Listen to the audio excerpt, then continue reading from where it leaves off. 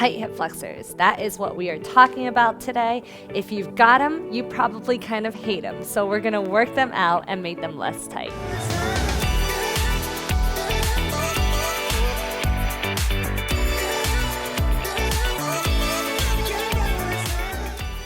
Welcome back to my channel, everyone, and if you're new to the channel, welcome. I hope you're here to stay for a little bit because I share my tips and learning experiences on here with you guys.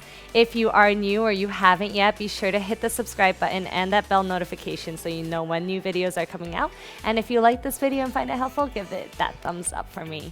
So, tight hip flexors. I have been recently getting a few requests from a lot of my friends who spend a lot of time doing this. They're computer guys. They sit a lot, they're typing a lot, and they have tight hip flexors.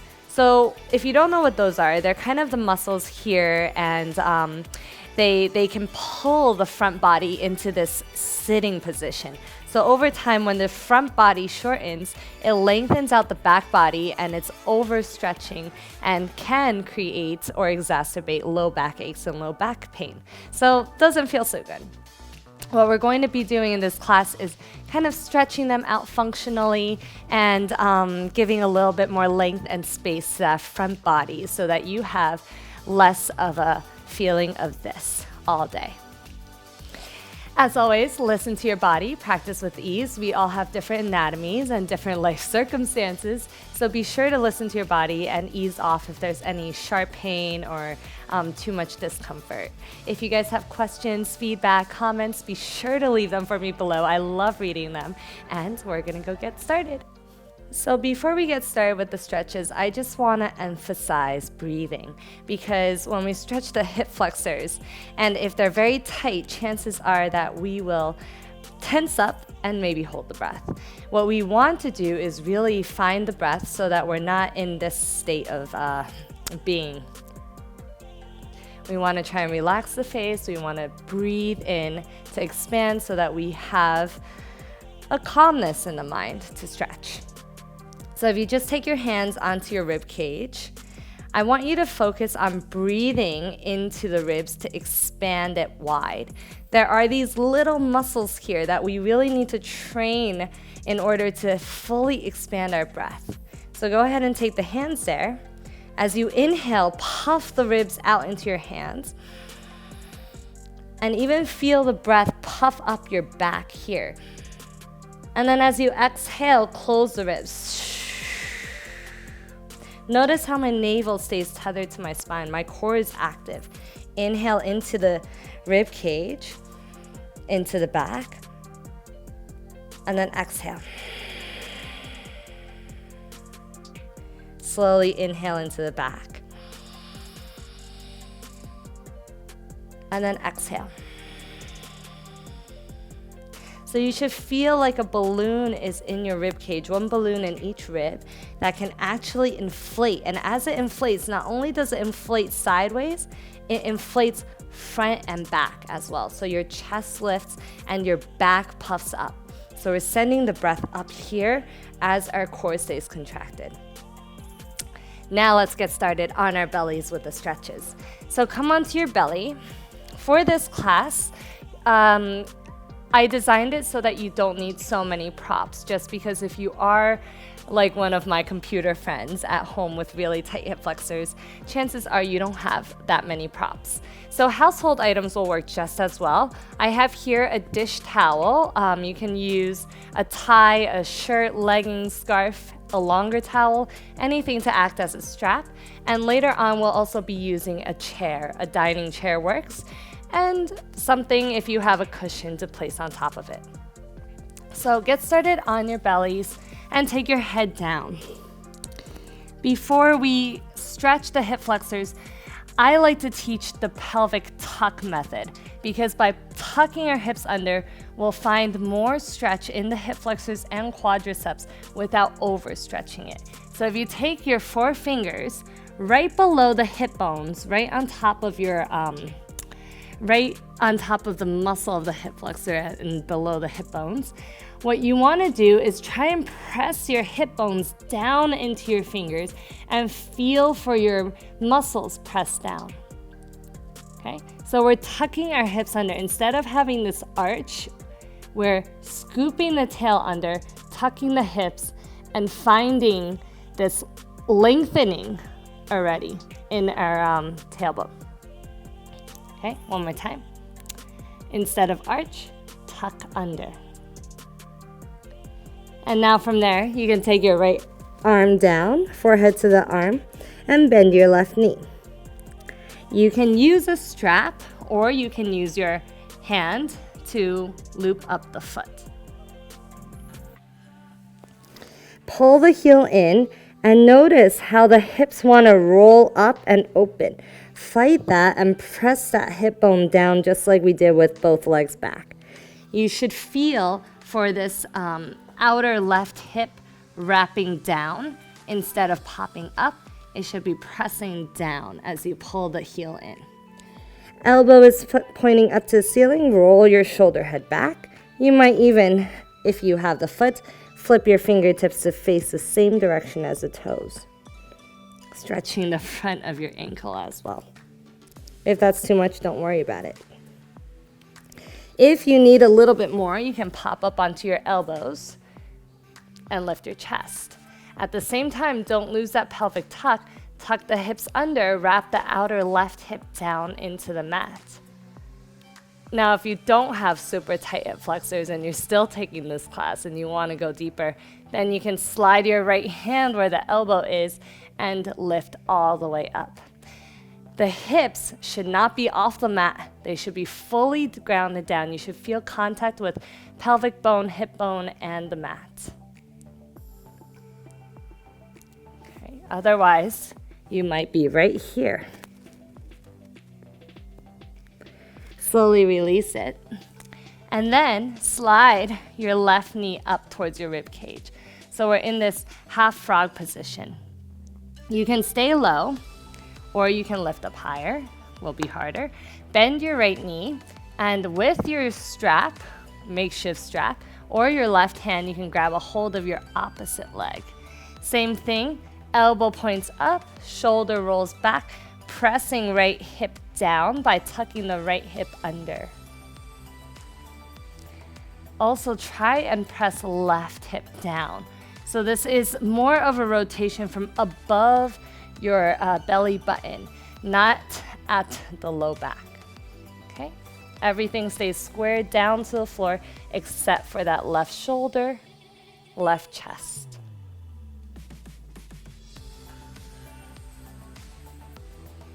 Breathe.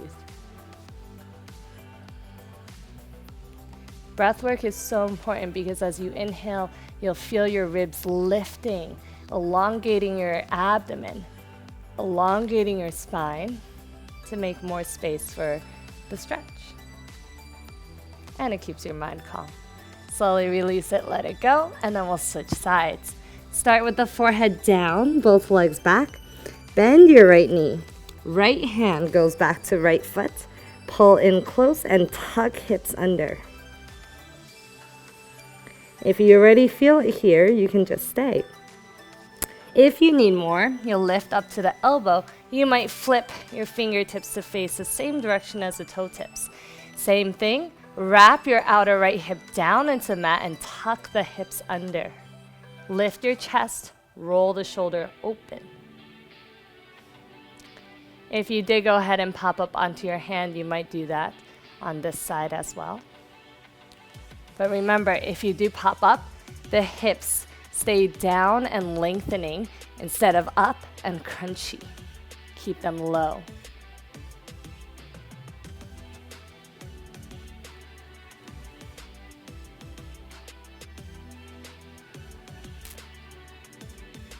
And slowly release. Slide right knee up towards your right rib cage and square the hips first before you bend your back knee. Then you can bend it. Right hand moves to left foot. So this time we're crossing over. Lift your chest, open, and keep pressing your hip bones squared down to the floor. Evenly grounding your hip bones down into the mat. If this hurts your hip bones, you can also place a blanket underneath the hips.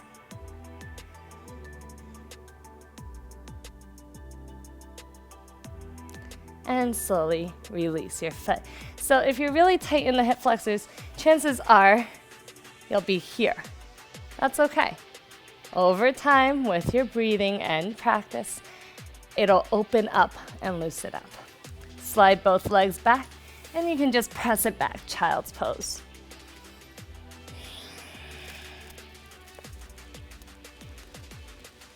Moving on, go ahead and prepare your dining chair against the wall. We'll take a shortened downward facing dog. So have your hands on the chair, and you can walk your legs back. Go ahead, bend your knees, and have your feet at least hips width apart. Stretch long in the armpits and stretch your hamstrings. You might start to straighten them if you have that flexibility. Finding a little arch in your tailbone rather than round in your spine. What we're trying to do is really create a neutral lengthening in our spine. So arch the tailbone up and back. And then from there you can walk in. You're going to step your right foot wide and lower your left knee down. Take your forearms onto the dining chair and sink your hips down towards the floor. Make sure your right knee is above your right ankle or even a little bit behind. The further back it is, the more you'll feel in the hamstring, but right above the ankle is good. You just don't want it jutting forward like this. Puts a lot of pressure on the knee. Forearms can come onto the dining chair and sink your left thigh down towards the floor. So to feel it more, you can always rest lower, or you can even take your hands down to the floor. The lower you sink this left thigh down, the more you'll feel it in the hip flexors. Go where you feel it.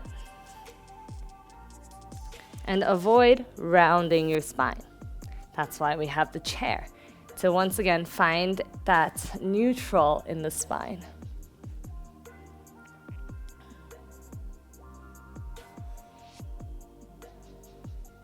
Now what we're going to do next is you can shorten your stance. If it was already short, great. And make sure you have your makeshift strap. Shorten the stance, tuck the pelvis under, bend your left knee. If there's anything on that knee, you'll probably want a pillow around it. Strap up the leg and keep scooping the hip under. And then sink the thigh down. Your right foot might have to wiggle forward a little bit. Just make sure that knee doesn't go past the ankle. Keep scooping your tail under and you'll feel that stretch. If you relax it, see if you can sink the left thigh down. And then one more time, you might tuck the hips under and sink the thigh down.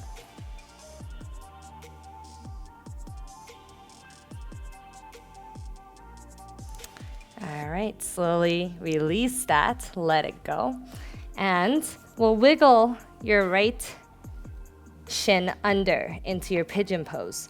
The right shin, I want it outside of my rib cage. So if I drew a line from my rib straight, I see that I want my knee outside of the rib cage, so it's wide. The heel can come in close to your left hip, and then go ahead and lay yourself down. If you don't need the chair, then you can lay yourself down more.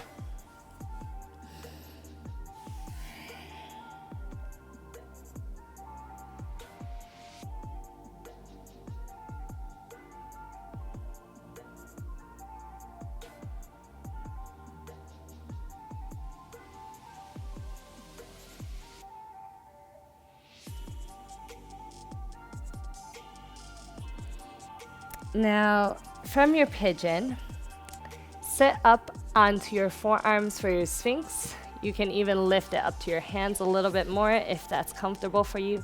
We're going to bend our left knee in, so you might have to start all the way down to do so. If you bend it in, see if you can grab a hold with your right hand, opposite foot, and then like we did on our bellies, pressing your left hip down and towards your right heel. So you're squaring the hip bones down to the floor. If you need more, then you can lift up onto your arm or your forearm. Chances are, if you're really tight, you might just be here. Maybe using a strap.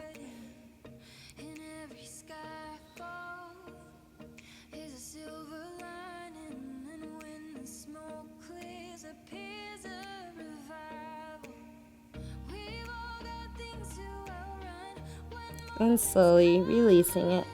Coming back to your forearms, go ahead and take a child's pose. You can even send your right leg back and shake it out a bit. And then stretch it back. Shorten modified downward facing dog or downward facing dog. Hands can be on the floor if you would like, if you have more length, or they can simply be on a chair.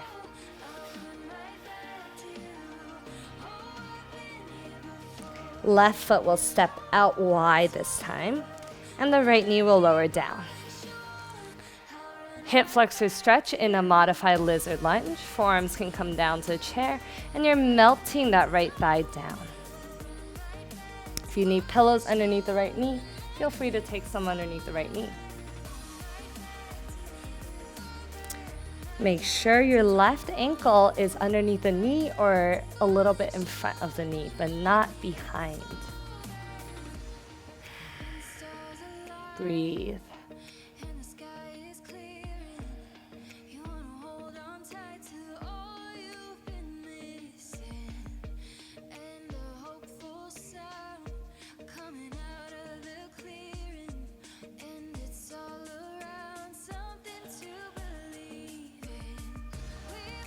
Shorten your stance, walk your right knee in, and then from there, having that strap ready if you need it, bend your knee and grab a hold of the ankle or the strap. Before you sink it down, tuck the hips under, and then sink it down. One, you won't go so low, and two, you'll be able to have a little bit more integration. And then walk your left foot forward if you need to.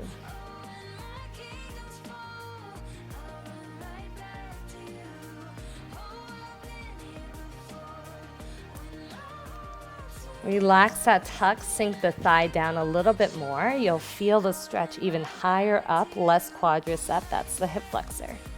And then you might repeat. Tuck the hip under, feel the quad, and then sink it down. So one is more strength-based active, one is a bit more passive. Doing both kind of contracts and expands the muscle, which allows it to soften more over time. In my experience, anyways. And then you can let it go. Walk your left heel in to your pigeon pose. So my left knee is wide outside of my rib cage, and this heel is going to come in close to the top of my hip. Unless you're very open, then the shin bone can be more parallel. Okay, I'm gonna walk back. And then I can fold myself down, careful not to bang your head on your dining chair, and stretch.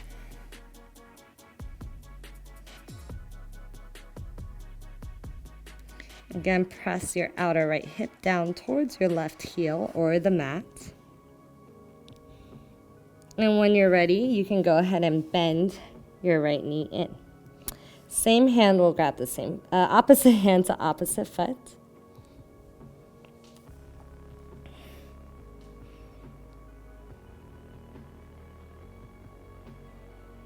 When you're ready, bend your right knee, left hand to the right foot, opposite to opposite, and pull in.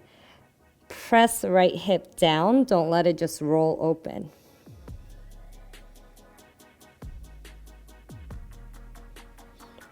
If you need more, maybe one day, you can lift up to the elbow and keep feeling like you're pressing your right hip down in towards your left heel.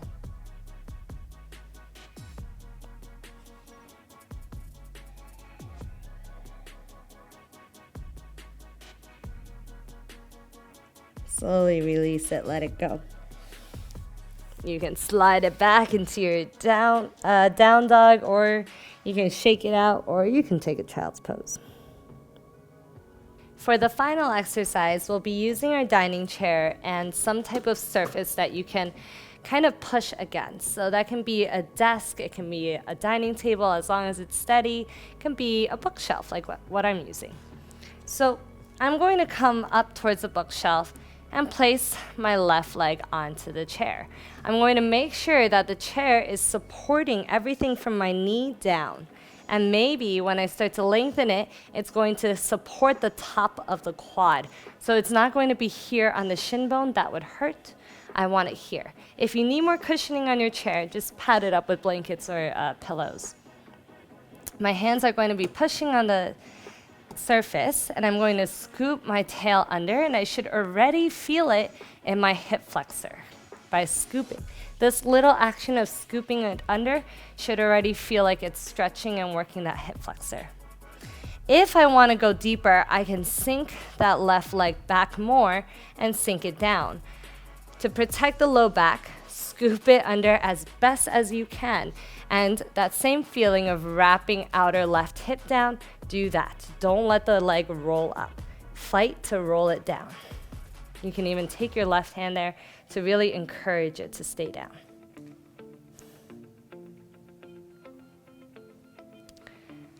Now, if you're feeling pretty good, you might just stay there if you feel a stretch. Or you can try to bend your back knee in. Same hand to the same foot. This is essentially like a quadricep stretch, but we're using the chair as a prop to intensify it. So tuck the hips under, and you should feel it. The more you slide that left knee back, the more intense the stretch gets. Keep lifting your chest. Avoid collapsing down, scrunching the shoulders, and holding your breath.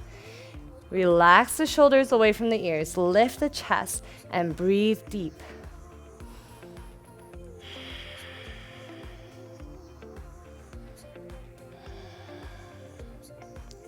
Slowly, you can let it go. Press yourself up. You should also feel your right glute working, because as your glute is, your right leg is stabilizing you down, it's also wrapping to square your hips. Because in this asymmetrical position, our legs want to do this. We have to use the right hip muscle to draw back the right hip and pull the left hip forward. Okay, other side. Right leg goes back. Again, make sure it's supporting enough of that thigh. Finding your stance, tucking it under. Oh, I'm way tighter on this side. I already feel it. And you can just stay here.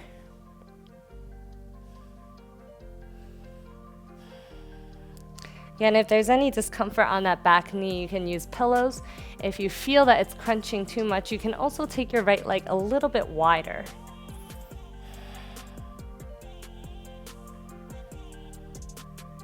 Keep tucking your hip under, scooping this under instead of arching it back, and you'll protect more of your back.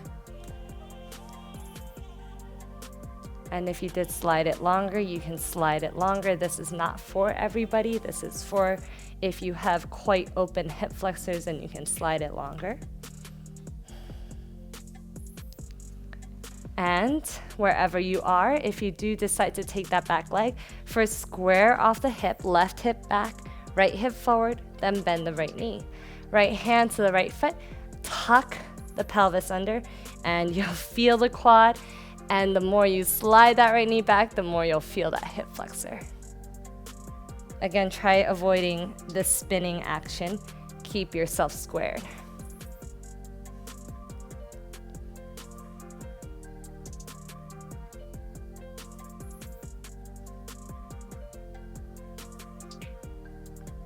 So what might be good is if you're practicing this all the time, you might take screenshots of certain exercises at your level and make them into kind of a cheat sheet that you can bring with you to the gym or anything to help you stretch your hip flexors.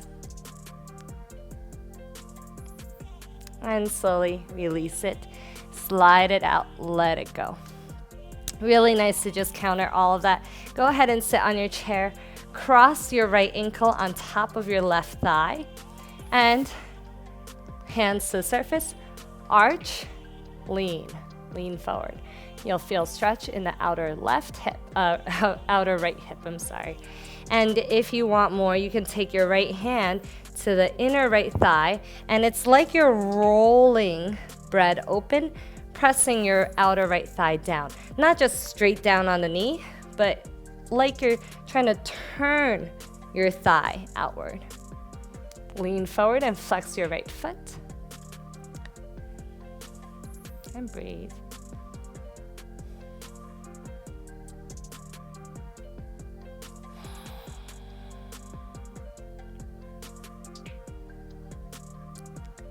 Return slow. You can just cross the knees. Right hand to the back edge of the chair. Left hand on top of your right thigh. Lengthen your spine and just take a gentle twist. Look past the right shoulder.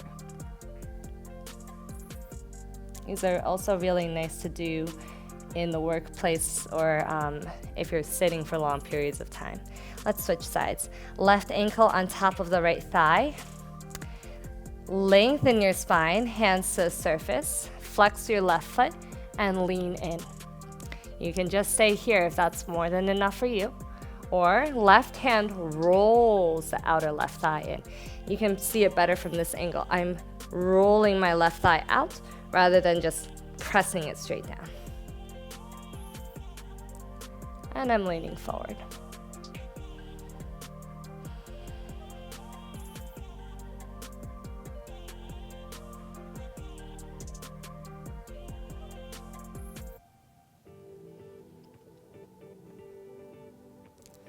Come on back slow and just cross left knee over the right. Right hand to the outside of your left thigh. Left hand to the back of the chair. Elongate the spine, inhale. And then simply twist, look past your left shoulder. Keeping the spine long rather than rounding it back. Back to center. Go ahead and release. You can shake it out. And that concludes this class. I hope these exercises will be helpful and beneficial to you guys, and if you have any questions or feedback, please leave it for me below. I will try to get to every single one. Otherwise, if you did find it helpful, give it that thumbs up, and I will see you guys next time.